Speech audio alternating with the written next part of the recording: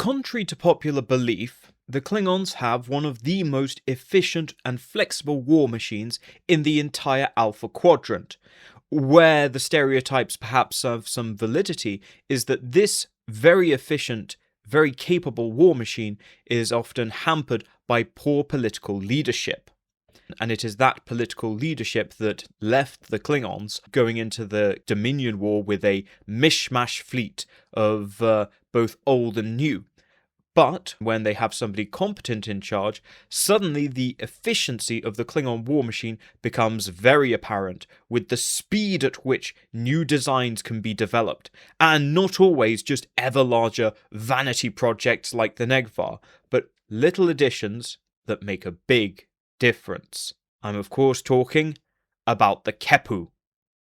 Hello everyone, this is Venom Geek Media here, and yes, I know I'm late to the party. I am aware that the QeHpu has already appeared in the Starfleet Academy trailer, presumably as a historical antiquated ship. You know, what do I know? It's Starfleet Academy. We'd have no idea what they're doing. But I've actually wanted to talk about the QeHpu for quite a long time, because it is one of the most unique Klingon designs in Star Trek Online. It embraces that aggressive geometry which I've talked about previously, that aggressive forward sweep of the wings. It fills a very interesting position in the Klingon fleet, a position that is actually quite an old niche. And so we've got an awful lot to talk about with this ship. So let's go right back to the beginning.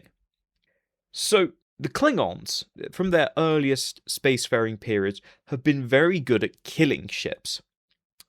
The problem was finding ships in the vastness of space. This is, oddly enough, quite difficult. So, how did the Klingons of the early Empire achieve this? Well, that was by a combination of the Raptor-class light cruiser and the D4 class battle cruiser. How did this work? So the Raptor class is a very agile, very fast, long-range light cruiser. Very good, very capable, lightly armed. And it could find and track targets. These targets could then be taken out by D4 battle cruisers, which at the time had very effective, very powerful, long-range photon torpedo launchers, at a time at which photon torpedoes were completely new technology. So they were able to just snipe enemies from range without them even realizing that they'd been engaged, which was very good for the Klingons because Klingon ships of this time were very lightly built and other ships of the time tended to be a bit larger and more powerful. So they needed that range to defend themselves. It gave the Klingons a safe and effective means of taking out superior ships, and this worked for a decent length of time. However, of course, escort class ships got better, faster, more maneuverable. Small ships were used to go and attack these long-range snipers before they could engage your larger ships, and you had ultimately ships just getting overall faster, so your engagement windows, the time at which you could track a ship and a D4 could arrive to take a shot at it, became ever smaller. So it was no longer good enough to have two ships to do this job. You now needed a ship that could find the enemy and that could kill them. So we need to put these two things together. We need to take the Raptor and the D4 and put them together. And we get that in the L5 Swan. The L5 Swan enters service at some point during the 4 Years' War. It is probably the most advanced Klingon ship that is in service during the 4 Years' War. D7 obviously comes out later. You can obviously see a lot of what the L5 did going into the D7. Now, this was a cutting-edge ship, and it would roam deep space during the 4 Years' War, raiding shipping lanes and attacking merchant ships. Starfleet referred to it as a Klingon Super-Frigate. So, what was so special about the L5, the Swan? Well, it had a very interesting armament. It was armed with two sponson-mounted heavy disruptor cannons. These were very, very, very powerful weapons, and not only were they very powerful weapons, but they were also uniquely mounted on rotating sponsons, which meant that it had a far wider arc of fire with these weapons than, say, a D6. a D6 is almost always going to be attacking in large formations with lighter ships on the flanks to lock the enemy in place so that the D6 can use its heavy disruptors that are mounted in those shoulder-mounted hardpoints without having to worry about the enemy outmaneuvering them.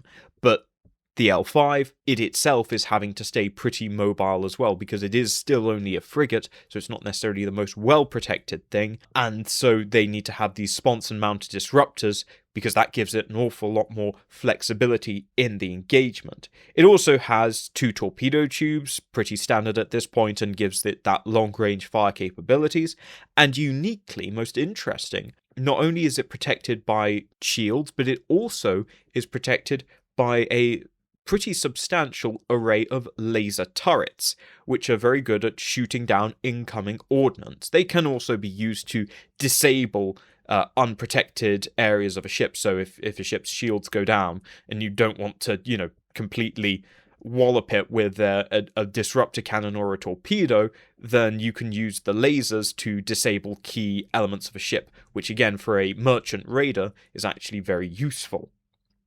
So it was a perfect hit-and-run asset. It would then later be beaten out by newer Starship class vessels, things like the Constitution and Bonaventure, but it ultimately demonstrated the salience of the idea of a super-frigate.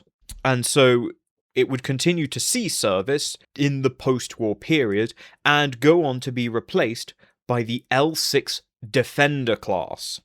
Now, the L6 Defender is, of course, based on the technology of the D7, and so it came out after the D7, probably about 2262. Again, the L6 Defender is intended to fill the super-frigate role, although partially some of this has been segmented away into other ships as well. So the main thing of the L6 Defender is to combine the speed and agility of a star frigate with the range and firepower of a starship. It is armed with 2 nacelle-mounted heavy disruptor cannons and 4 disruptor turrets, giving it all-round coverage. Initially, the L6 eschewed torpedo tubes, instead going for sensor strips to increase its situational awareness. However, later on, most would be upgraded to incorporate a single torpedo tube. Now, unlike the L5 Swan, which was primarily used behind enemy lines, this would actually be used ahead of the advance as part of the skirmish force. This was part of raiding forces, hit-and-run forces. These were the ships that the Klingons were using most of the time to test Federation defenses during the Cold War period.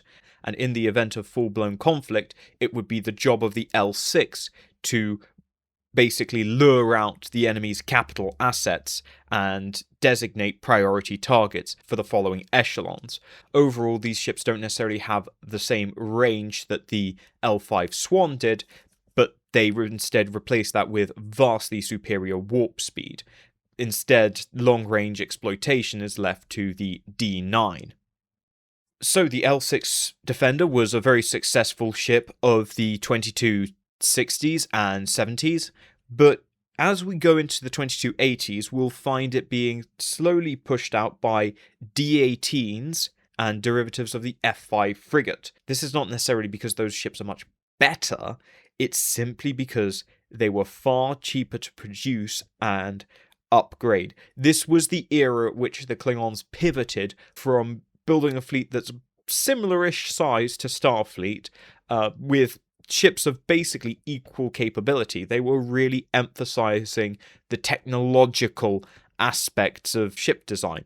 As we go into the 2270s and 80s, instead, the new thinking is just mass production. Let's just have starships that we can build in massive numbers and we will overwhelm Starfleet.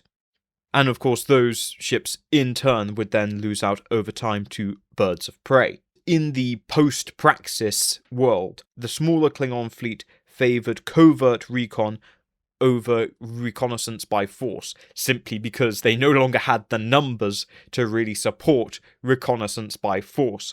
So again, they become even more reliant on the bird of prey to do all these different tasks, because it's just more survivable, it's less risky. So, of course, the dominance of the bird of prey lasts a very long time, all the way into the Dominion War, where the Klingons will employ vast swarms of birds of prey. And ostensibly, this seems to work pretty well for the Klingons. However, during the Dominion War, a new idea comes out of Starfleet, that being the idea of aggressive reconnaissance / Vanguard doctrine. The more critical aspect here is the aggressive reconnaissance doctrine, which is reliant on frigates. Starfleet had 2 main frigates during the Dominion War, supported by other capable craft, but the 2 main frigates are the New Orleans and the Intrepid. You're probably going to mix into those forces Springfields, Cheyennes, Shikars, things of that kind of caliber, sort of medium-sized mobile forces. The advantage of frigates is that they are versatile, adaptable, and many of them are cutting edge, like the Intrepid, and they kind of are mini capital ships in their own right. In terms of the skirmish, they are the capital ships. In a skirmish situation, where you're just sort of encountering enemy screening forces and you're fighting enemy screening forces, they're your ace in the hole, because they are fast, agile, and reflexive. They give you the ability to respond to the developing situation without it getting out of hand. For example, if, you're progressing the skirmish and then the enemy decides to commit their heavy cruisers, you then actually have something that can respond to the heavy cruisers nearby in the form of the frigates, while you then get your heavy forces up and moving and going to that battle. But it gives you the ability to actually engage with an intermediate force. So during the Dominion War, Starfleet was able to exploit this capability to great effect. Unfortunately, the Klingons didn't really have anything to do this.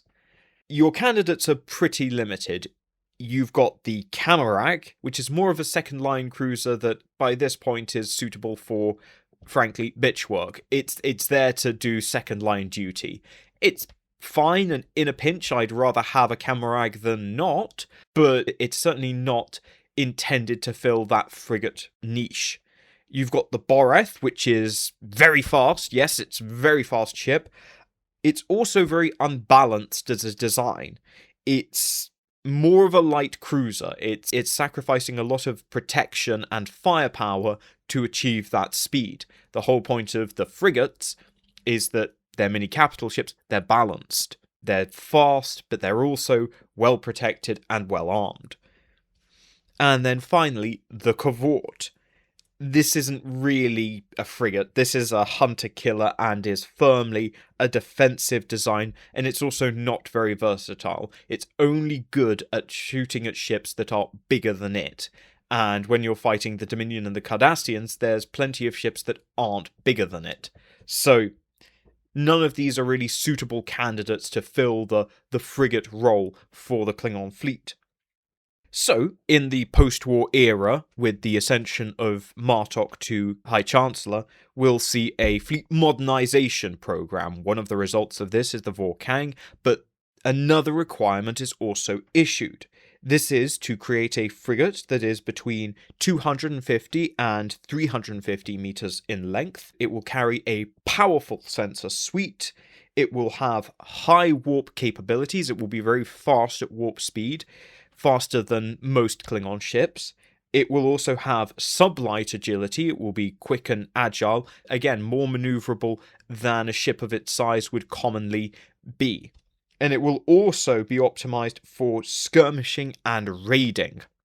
The result is the QeHpu project.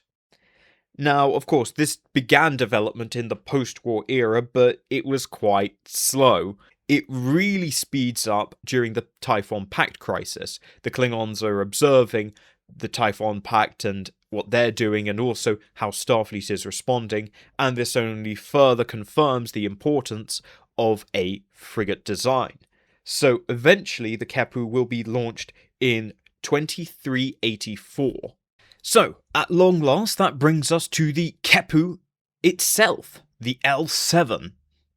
The Qe'Hpu has a length of 334 meters, a 310-meter wingspan, and has a total of 17 decks. Its crew is going to be in the region of about 750. Now, you'll say that that's quite a large crew for what is effectively a frigate. After all, the Intrepid class only had a crew of 150. Well, yes, the Intrepid had a crew of 150, but that's also silly. The Intrepid should at least be in the 500 range. I mean, that thing is massive. But suffice it to say, correcting for that, the reason that the Qe'Hpu is a big crew is because it has a lot for boarding parties. The Klingons very keen on boarding, also very keen on taking prizes, so you want to have some personnel spare to take captured ships back to Klingon space. After all, denying the enemy resources is one thing, taking them for yourself, that's even better. In terms of armament, it is armed with 3 prow and 2 aft torpedo tubes, which is a pretty decent step up. The thing is because the Klingons haven't built ships at this kind for a long time, a lot has changed. Multiple torpedo launchers are now very commonplace, where they weren't a few years ago. Klingon technology has so evolved that they no longer need those long barrel torpedo accelerator tubes. They can get the same out of a pretty standard torpedo tube like Starfleet have. Main difference is if you want to have burst fire launchers, but on a smaller ship like this, it's still seen as more useful to have multiple tubes rather than one big burst fire launcher. That's generally the reserve of capital ships. Where its main firepower comes in is it's armed with 2 medium disruptor cannons and 2 heavy disruptor cannons. So this is really what the Qe'Hpu will be using most of the time. It's got quite the firepower, and again, heavy disruptor cannons for bigger targets, medium disruptor cannons for smaller, more maneuverable enemies, but both are going to be used pretty commonplace and they'll probably intermix fire. And finally, it is then armed with a further 4 disruptor turrets. Nothing special here, but most of these, interestingly, point aft, which actually echoes back to things like the L6 Defender as well as the D-18, which actually put a lot of emphasis on the ability to carry out the overshoot attack and placing your biggest firepower aft. However, what is perhaps most interesting and most unique about the Qe'Hpu is, of course, its 2 oversized warp nacelles. These are big warp nacelles, very powerful, and these are going to make it very fast, probably competing with the Intrepid class in terms of overall speed. This is going to be a fast ship. With the forward sweep, it also means that the Qe'Hpu is more centered in the warp field than most Klingon ships. Most Klingon ships have a very aggressive forward lean in their warp field because they have long necks and then a head at the end that extends the warp field forward. The Qe'Hpu actually sits sort of more middle, which does mean that it's kind of more balanced. You'll lose a bit of maneuverability, but what it will mean is that it will have better flight sustainment. It won't be as energy intensive, which is quite important when you're running at these kind of high speeds. It's more important to be able to maintain that high speed than having the edge in a warp speed engagement. But as a frigate, it is still relatively maneuverable. Like all Klingon ships, it sits high in the warp field, which means that it gets the advantage of acceleration. That then brings us to its impulse drive. This is really one of the big things. This is really one of the key elements of the Qe'Hpu. The impulse drive is, as you can see, large. You have a main impulse driver, which is actually very similar in design to that of the bird of prey. In fact, I'd say it's probably just the same one, but scaled up. But you also have 2 additional impulse units mounted at the wing roots. This is what will give it its sublight maneuverability. Now, finally, I would be remiss if I did not talk about its very large dorsal pod. Now, this pod can be used for any number of things. You could potentially have the same number of pods on it as you would on a Vocha. You could have a torpedo pod, a siege gun, or you could have a cargo pod. Most commonly, it's either carrying an ECM pod or a long-range sensor pod. Obviously ECM is to help it stay covert and help screen Klingon fleet movements, while the sensor pod is more used to identify enemy ships at long range. That's basically the two primary roles of the Qe'Pu, is reconnaissance and screening. The Qe'Pu comes into service in the 2380s as part of Martoks' fleet modernization program. This is the same program that, of course, brought us Vor-Kang. It was projected to be equal to or superior to the Intrepid class, and ultimately the development of the Qe'Pu almost certainly had a bearing on the launching of Pathfinder. Not to say that Klingon Federation relations were particularly bad at this point, they weren't, and it wasn't like an arms race or anything. More a friendly competition, as had happened previously. Effectively, what the Qe'Pu did is it played a very important role in modernizing the Klingon fleet and giving it some intermediate capabilities. It allowed the Klingons to engage substantial enemy forces while still preserving your Votchas and other heavy units. This is one of the few problems of Klingon fleet doctrine, is that it is very easy, once the Klingons go into the attack, they can be very easily suckered, they can be very easily manipulated, because they'll reinforce success. So if you start driving back enemy forces, you're going to say, hey, I've just driven back the Cardassians here, let's all go through this hole. But of course, that then leaves you vulnerable, because if that's a feint, then the Cardassians are going to be able to reorganize, regroup, and close in on you. So that is one of the weaknesses of Klingon doctrine. Now, there are elements that tend to ameliorate that. The fact that a lot of autonomy is given to brigade commanders mean that they can follow their gut. It's not just the higher-ups feeding units into the meat grinder. It is ultimately down to the brigade commanders to feel out an engagement.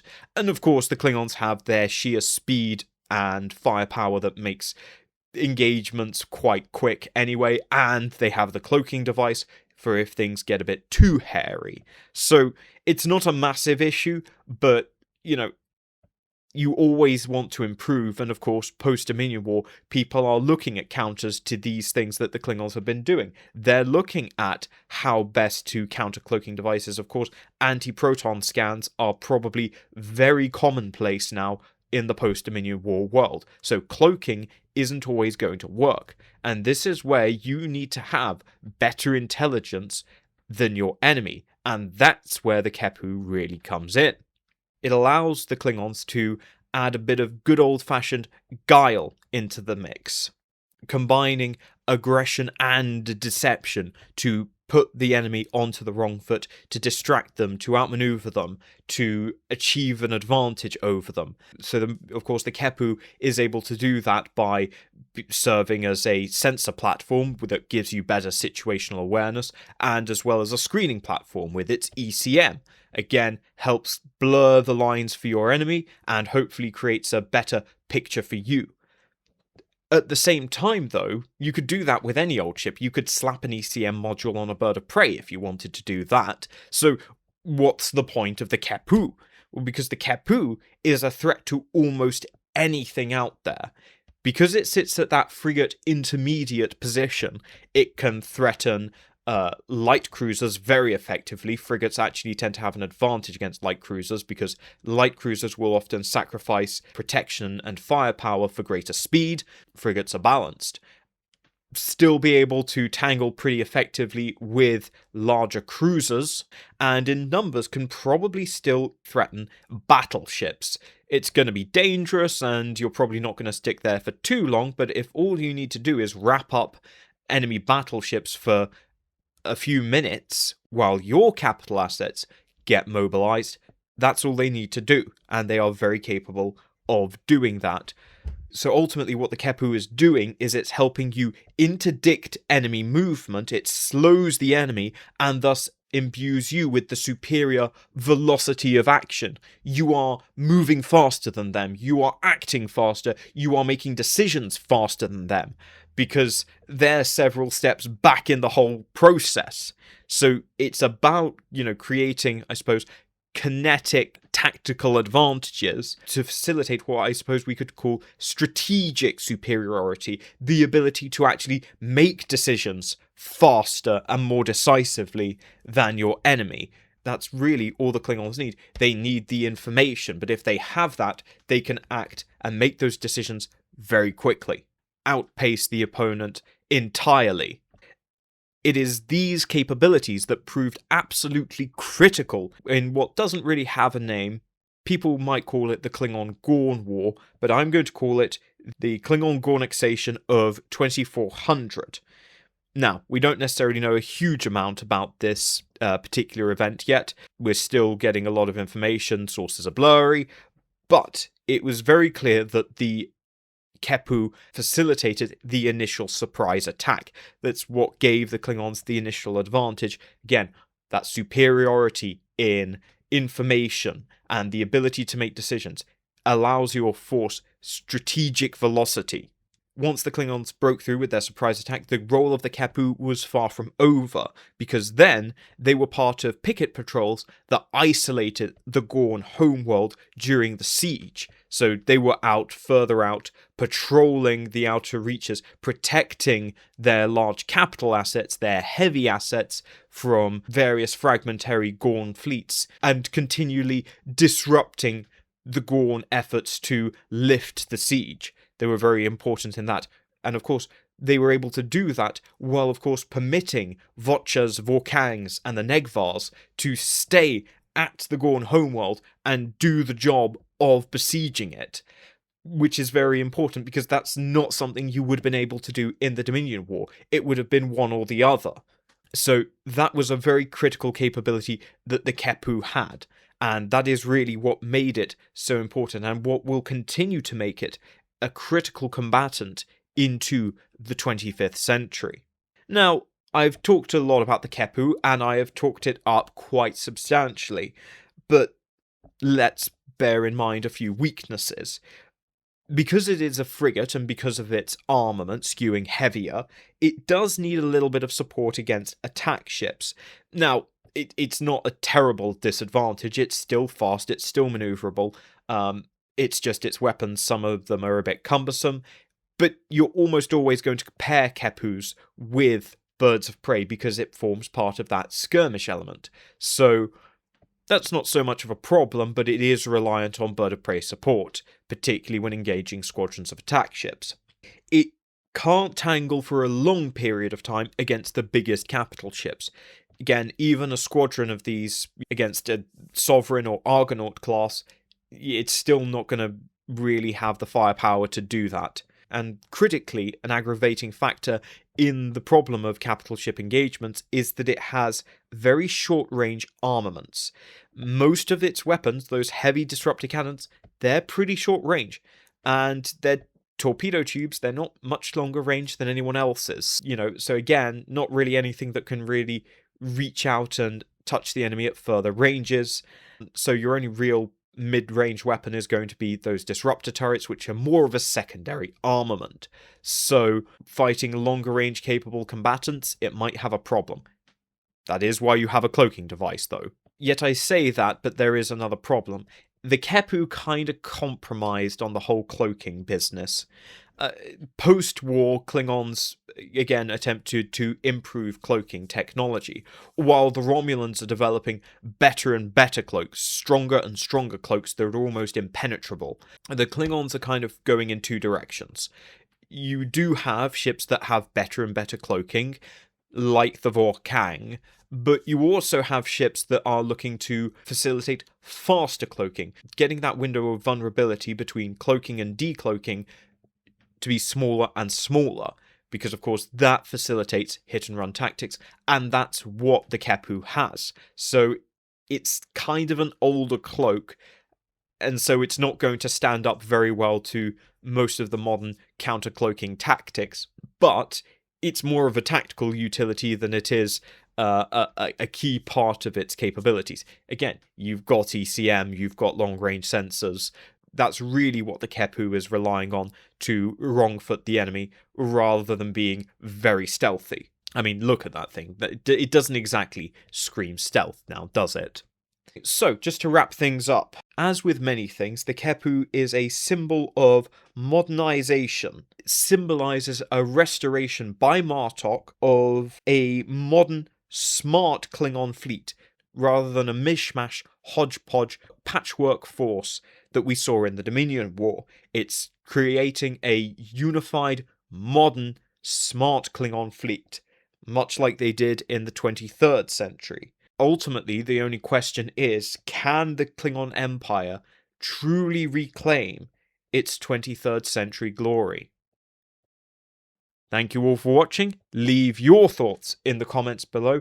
This was a very long video. Let me know what you think about the Qe'Pu. Are there other ships that the Klingons should look at modernizing? Is the Vor-Kang sufficient? Are there gaps in the Klingon fleet? And tell me what you think happened during the Klingon Gornixation. Not what you read in a book, but what you think happened, bearing in mind the position that the Gorn have in the Klingon Empire in STO. How do you think that happened? And what do you think the motives were for the Klingons carrying out their Gornixation?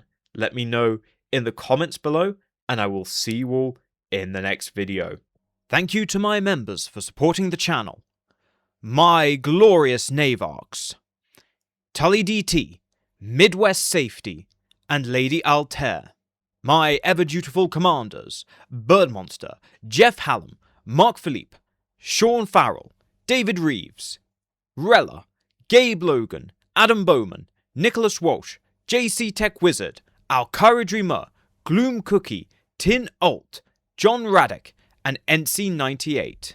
And I salute my Centurions, Pendlebury, Marcus Hall, Julian Arnott, Freedom Trooper, Occultatum Questo, John Nicole, Athena, Tobias Klein, Bird of Play D3, Khan the Skektal Overlord, David Jackson, the shakiest gun in the Ozarks, Shipmaster, Valletta Petra Siren, Jaffany Hughes, Ian Hans, Rogel Dom, Stephen Ross, Tom Mosley, Capt Hellish, and John C. And I thank all my loyal sub-commanders, and I welcome Federation HQ, Han Sebi, Tarius Dax, Captain the Drek, and Morgan Woodward.